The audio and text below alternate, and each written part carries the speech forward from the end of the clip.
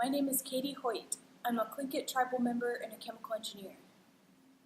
My name is Tim Robertson. I'm an MIT alum, a mechanical engineer, and a member of the Navajo Nation. My name is Erin, Genia. I'm Dakota and Ottawa, and I'm a current grad student in the Art, Culture, and Technology program at MIT. Our team came together to create this model. We feel this intervention illustrates a radical approach to land use that addresses the greatest hazard we are facing with climate change: the continued exploitation of the land we live on. We selected the Fresh Pond Alewife area because we wanted to consider the impacts of climate change on water bodies. In 2050, the area north of Fresh Pond is projected to be severely impacted by flooding.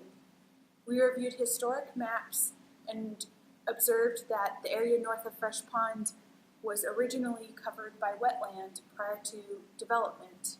There was also a river called the Menotomy by the Massachusetts tribe, which was filled with alewife herring fish. To mitigate the projected flooding, we propose to expand the little bit of remaining wetland to cover the original footprint. In addition to environmental reclamation, we make the suggestion that you create animal-friendly neighborhoods that resemble lightly forested open spaces.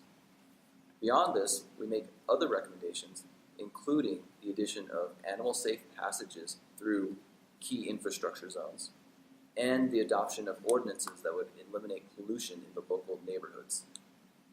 Beyond this, we also encourage land management strategies that promote a healthy human-wildlife coexistence within this region. In order to be effective, a strong coalition of municipalities, government agencies, tribes and tribal organizations, industries, community organizations, and community members must cooperate. Large-scale wetland restoration and stewardship will require ongoing management and labor, creating jobs.